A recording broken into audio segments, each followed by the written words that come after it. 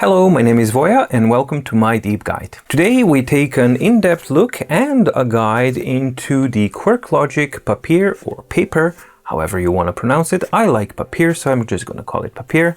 So let's go. Alright, so here we are with the Quirklogic Papyr or paper. Just first to kind of explain, why do I call it Papyr? Well, because of the word papyrus, and basically that's what I thought, that this was a short from papyrus, basically. So I call it Papyr, and basically that's how it's spelled. But yeah, it's supposed to be called paper, but I've been calling it Papyr so much that I'll just continue calling it like that. Papyr is the first 13.3-inch tablet that comes from a Canadian company called Quirklogic.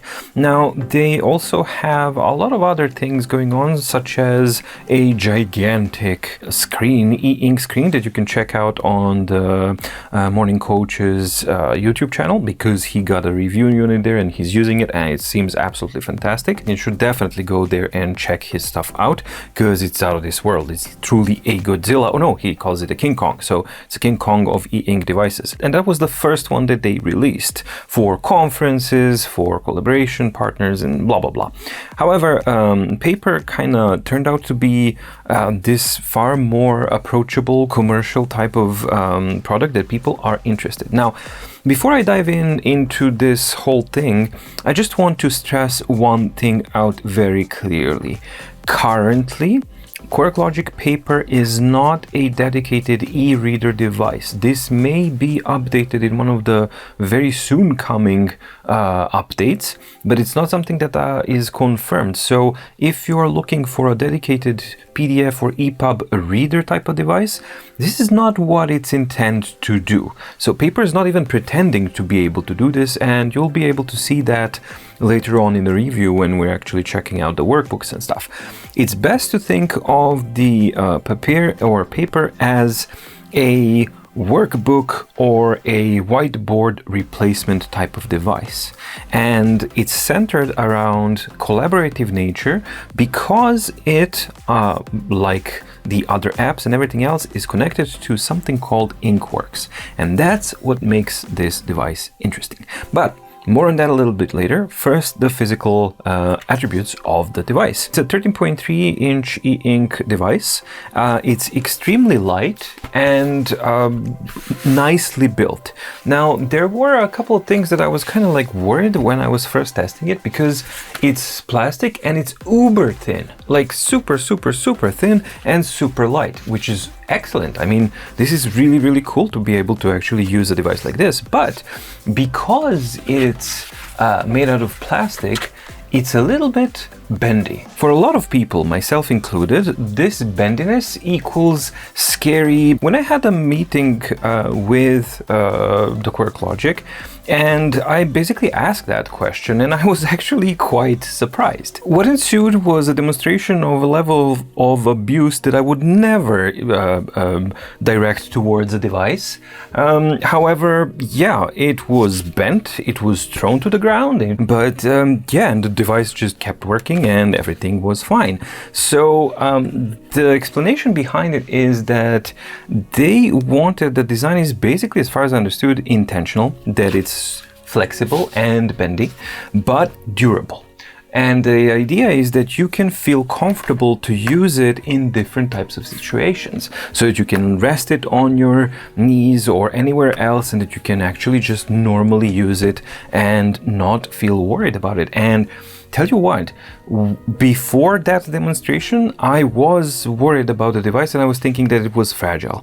After that, after seeing what it can do, then I was like kind of very, very gently kind of bending it and twisting it and seeing like, oh my God, what's happening?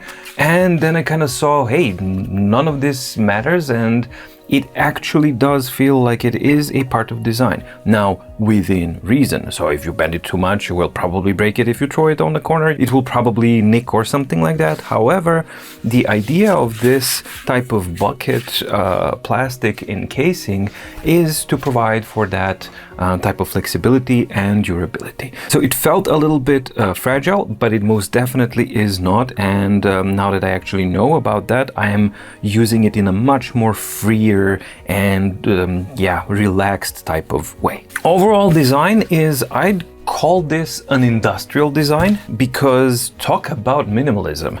There's literally nothing here. You have the screen.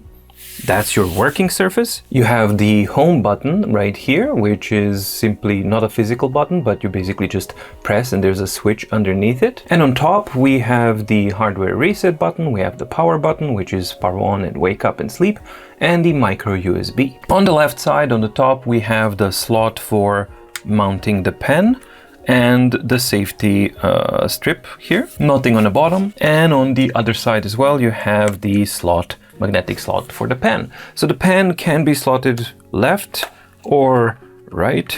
It doesn't really matter, so you can choose according to your preferences.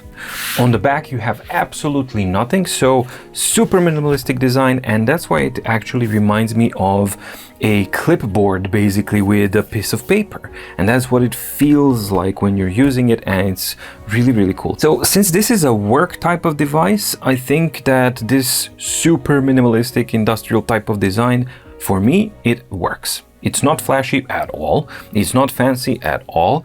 Does it do the job? Yep, definitely.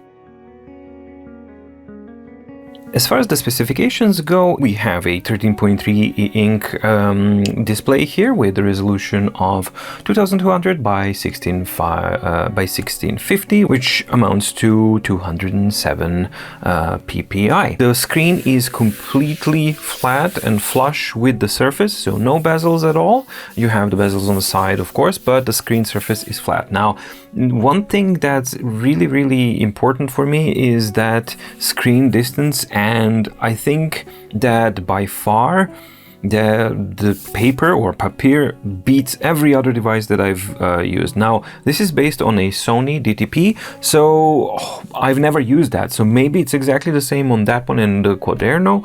I don't have those devices, but from the devices that I've tested out, this definitely has the closest screen to the surface that I've ever actually experienced, and that's a really, really good thing. Now, inside of it, we have a quad-core CPU that's turboing up to 1.2 gigahertz, and I think it has 1 gigabyte of RAM, and it has 16 gigabytes of internal storage, and 11 gigabytes of that is available for file system, or 12. I think it's 11 gigabytes that's available for file system.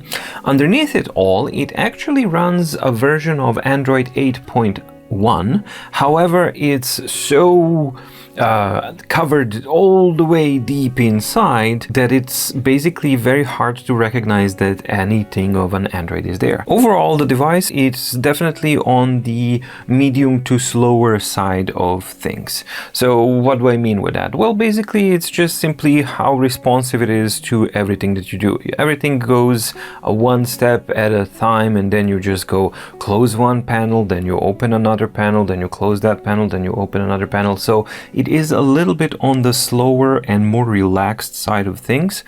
That being said, I'm not really bothered by it, and it never really hindered me at all. Mainly because it boils down to you simply getting into your workbook and starting to work on what you're working on. Hooray! That was really well worded. Bravo. Performance, not stellar, absolutely not stellar, but for the stuff that you're going to be using this device for, I think it's perfectly adequate and good enough. Now, Quirklogic Papyr retails at $699, which is a very, very high price. However, it's a 13.3-inch e-ink device, and as such, that's as low as you can go, pretty much, as far as this size and this type of screen goes. So yeah, objectively, it's a lot of money if this is not what you need.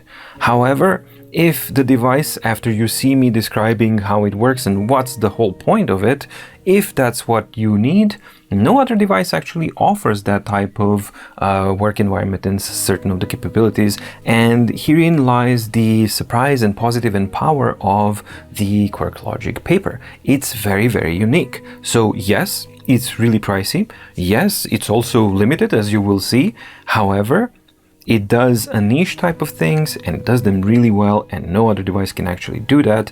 And therefore, if that's what you're looking for, then the price can be justified and it can be okay. Now, the second part is, can you buy it outside of North America? As of yet, no.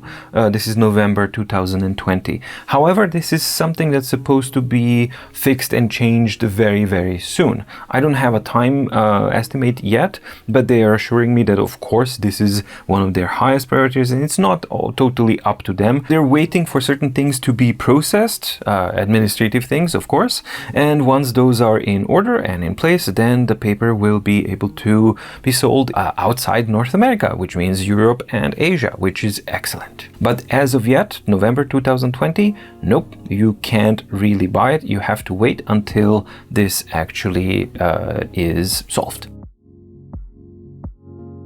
Now let's talk about the screen. So as I mentioned, it is a 13.3 inch display with the standard resolution and 207 ppi. It is very, very crisp. The contrast is good, and one of the things that's kind of interesting is I haven't really measured, but I do get an impression that the lightest color on the Papyr is lighter than on the competitors. So I'm just gonna get the Remarkable 2 out now and compare. So here it is. This is the Quirklogic Papyr and this is Remarkable 2 white surface, and definitely better contrast on the Papyr with this brighter background. Now the writing surface is very, very paper-like and quite rough. So this is probably the roughest type of surface that I've used, and as you've seen in the unboxing video, it's very, very loud as well. When I tried using any other pen, it's also very, very scratchy. So it's the surface itself that's fairly loud and scratchy. This provides for an excellent paper and writing feel, something that I really like. However, it's high friction and it's a little bit louder, and if that's not what you're looking for, then that's definitely something that you should be aware of. That being said, the sound is awesome. So I'm just going to do a test writing here so that you can see the latency, the writing quality, and also the sound all in one.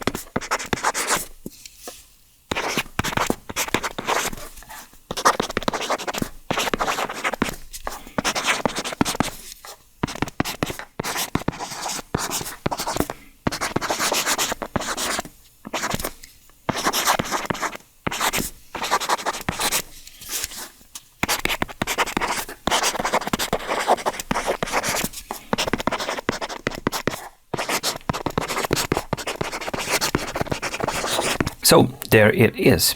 And as you could hear, it's very raspy, scratchy, and kind of funky. You can see that the result is very, very nice and crisp, and that lighter background does shine through, so to speak, because it offers a very nice contrast. Also, the precision when writing is quite good, and I feel that I have nice control over what I'm writing because of this surface and everything like that. The latency of the screen is not the fastest, and I'm actually expecting this to be among the slower, if not the slowest device currently of the note-taking ones. However, I've also been informed that they're constantly working on incrementally improving the latency, writing latency in every update, and that's something that we should be be able to actually measure out and see if it's true once the update 1.2 comes out, or 1.02. I'm not sure where they are. That's one thing that's really important to mention here. This device and the entire platform are super fresh. They're not even 6 months out yet, and they started out with the version 1, so the updates and improvements are constant, and they're working on it quite a lot. And I think that's a really good thing, and to get a very proper idea of where the product might end up in the future, I think we should wait for at least 2-3 updates. They already had one update, now they're preparing the second one that should come out roughly in November, mid-November, I guess. And a lot of things are being planned, so I'm quite excited to see what the trend is like. Only then will I be able to tell you, no, this device is way too slow, or or it's gonna get quicker, because if it is incrementally getting quicker, then that's also something that's important to keep in mind. However, as it is now, yes, the latency is slow, but that doesn't really bother me. I don't know why. I really don't know why.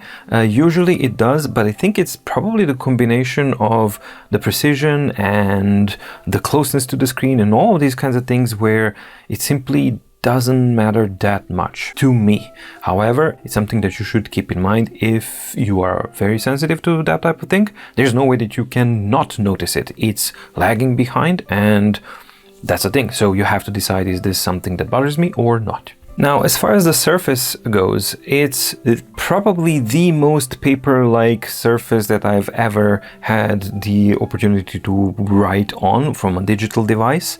No, you don't have to put on any kind of screen protector. It has a screen surface that's on top, like the Remarkable 2 has, so it's pre-installed. No, you do not remove it. Two things strike me really positively as far as the Quirklogic Papyr goes. And number one is what I talked about, the distance from the surface. Just check this out. And this is basically what you get.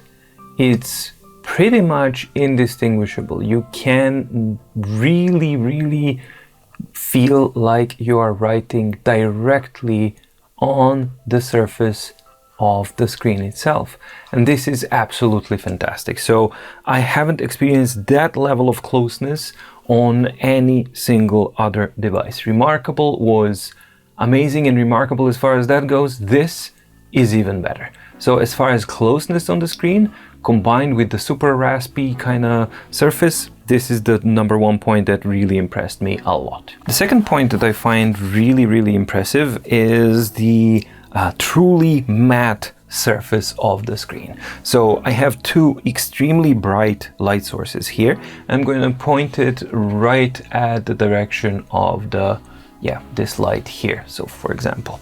And now I'm going to compare this with the Remarkable 2, which, remember, was way more matte when compared to, let's say, Note Air without a screen protector. And you actually see that in this case, when we're comparing these two, Remarkable 2, which is fairly matte to begin with, seems like a shiny little beacon when compared to the Quirklogic Papyr.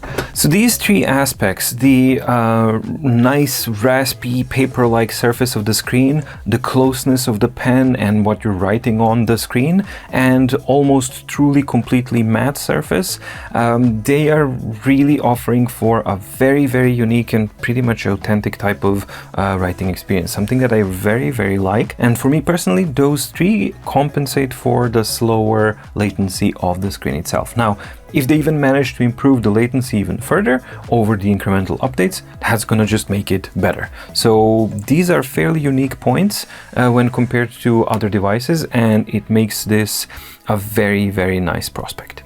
Now, Quirklogic Papyr has post-processing involved here. Once a stroke is finished, you can actually see here, once I lift, it's smoothed out and anti-aliased. And that's a good thing because it doesn't interfere with the writing speed while you're writing, but after you're done, the results are very nice and smooth.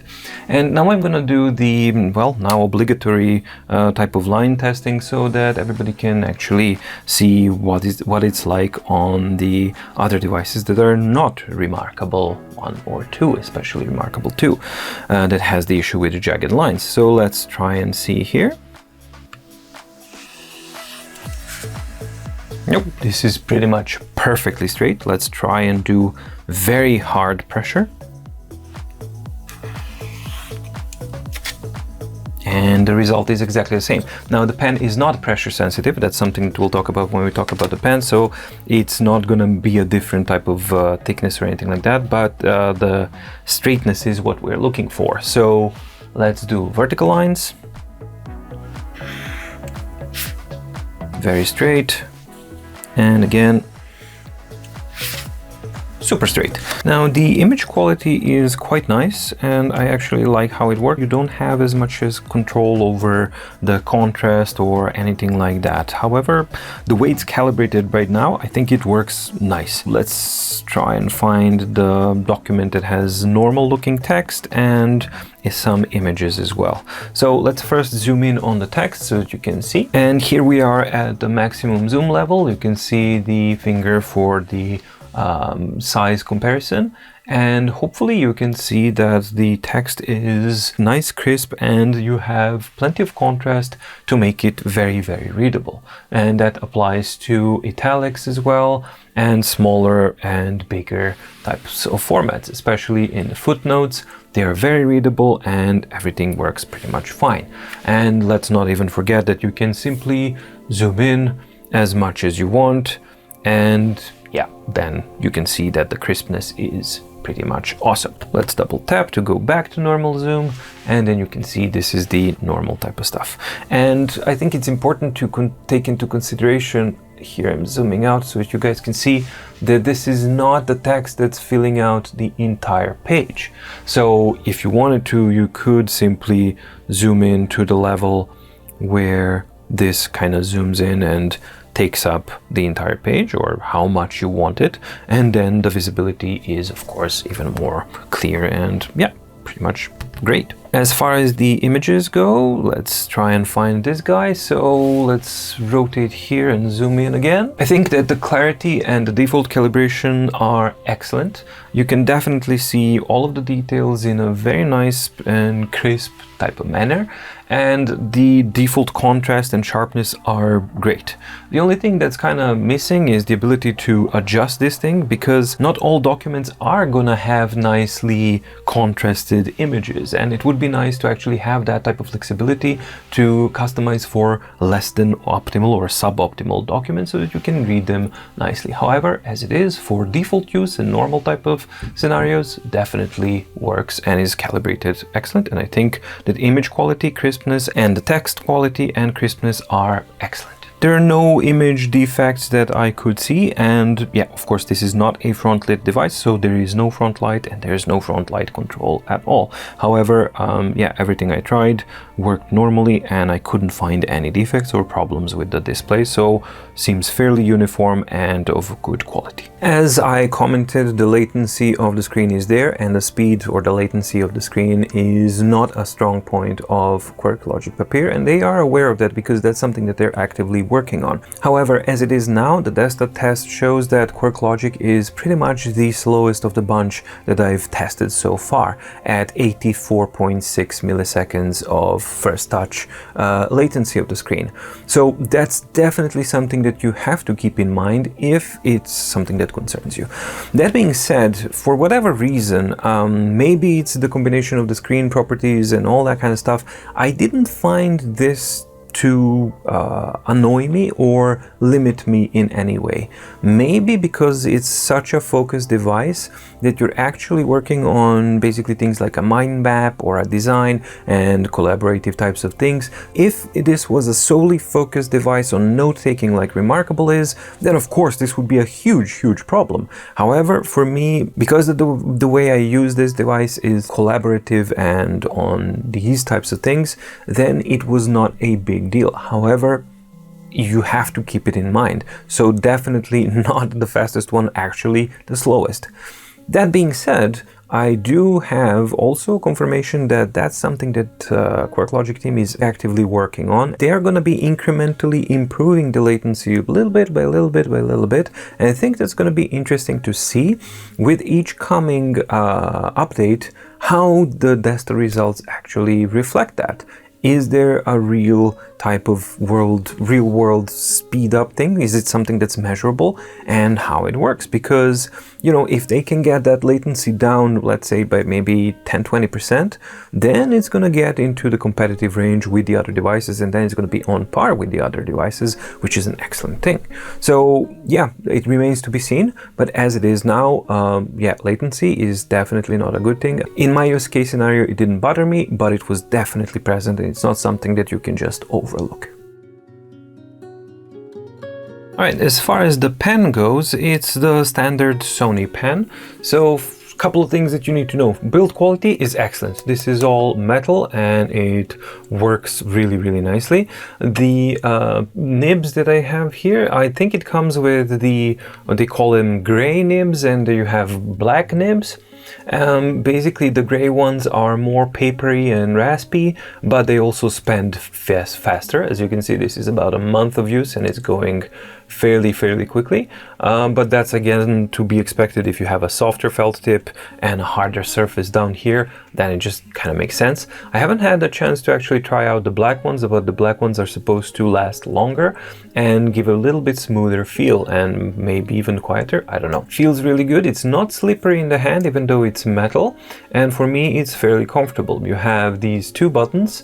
The first button is for erase functions, so you can either use as an eraser or draw an erasing type of area, and the second one is currently assigned to be a highlighter. It would be cool if at some point one of the updates would allow for customization of these guys, so that maybe yeah, that you can customize that these do what you want them to do. That would be fairly cool. Then at the bottom we have the area here to put the safety strap on, and since this is a Sony type of a pen, you have this, it's a rechargeable pen, so you have to charge it, and yeah, basically this is the micro USB where it's being charged. The pen itself is not pressure sensitive, so that's something that you should most definitely keep in mind, and again, it's an indication that this device is just telling you, no, I'm not for drawing or anything type of fancy like that. I am a very focused device, and this is what I do. So the pen is doing its thing, and yeah, whether you like it or not, that's completely up to you, so you have to be the judge of that. I personally do like it. I don't have a problem with the charging a pen, and in a month that I've been using it on quite a lot of documents, and as you can see, quite a bit of nib has gone away, so quite a bit of use. Yeah, I didn't have to charge it yet. So honestly, I don't know what the battery life expectancy is, but I totally understand the annoyance that if you want to start using it, that the pen empties. Yeah, that's a risk, so that's something that you definitely should keep in mind as well. Overall, I think that the pen is good. It feels great. However, the nibs do spend quite quickly, and if you're a very extremely hard writer, I think that you could spend a nib in about a 2 weeks period or something like that. So that's something to keep in mind. However, as I said, the black nibs should last longer and should provide for a slightly less raspy type of feel. The second negative is that the pen has to be charged, and the third negative, if that's something that concerns you, is that it's not a pressure sensitive pen. That being said, yeah, for me this works, and for the needs of the device and what I'm going to be using the device for, I really don't care about those things. However, there's certainly a lot of people who might, justifyingly so, care about these things, and then you have to keep this in mind. So can you use a different pen on this device? Nope, it doesn't work. So the standard nibs or standard pens that are not powered, they simply do not work on this system. So yeah, it's not interchangeable. Can you put in different nibs? I haven't tried. Let's check that out. Nope, this is a totally different standard. So maybe you would be able to fashion something out of these guys so it actually fits in there, but as you can see, it has different profile, different length and everything like that. So no, that's definitely not a compatible type of a system. So nope, you can't use the second pen, and nope, you can't use these normally available nibs on the pen here. Alright, as far as the battery life goes, that's not one of the strong suits of the Quirklogic Papyr or Papyr. I think that there's quite a lot improvement left for the battery management, especially if they add the feature of auto power off. And that's something that the device currently doesn't have. And I think it would be a big addition because it's always in standby. And also if they optimize the standby so that it doesn't drain as much energy as it does, then I think it's going to be a really good thing. As it is now, it's not the best, it's doable, but you're certainly not going to get weeks and weeks out of it on a single charge. So since it doesn't have auto flip option or anything like that, the test that I could do was 1 hour of continuous writing. So I started at 100% of fully charged, and after 1 hour of continuous writing and page flipping, right, I think there was like 14 pages written, it dropped down to 80%.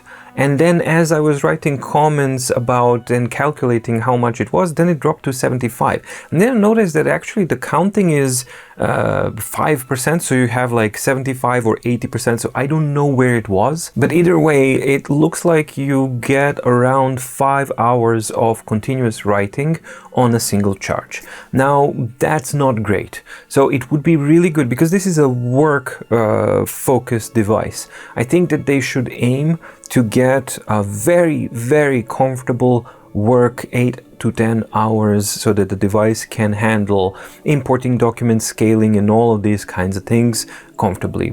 I really doubted that you're going to be in a situation to write continuously for 10 hours, and that's going to be very painful.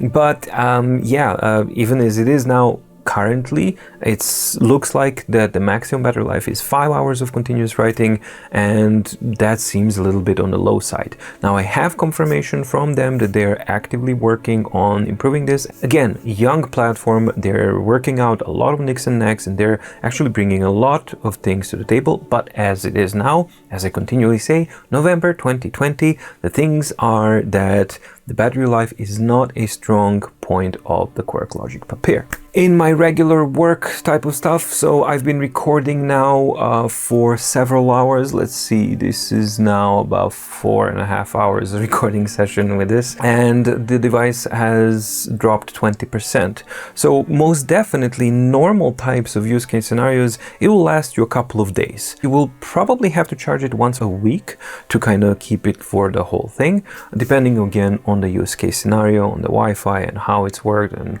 how much transferring you're doing and all that kind of stuff. So obviously, if everything you're doing is hooked up to cloud and constantly syncing with the cloud, that's going to consume more energy than if you're working only on a local file, because the local file doesn't really send stuff all the time. So again, use case scenarios depends. Not great, but certainly usable.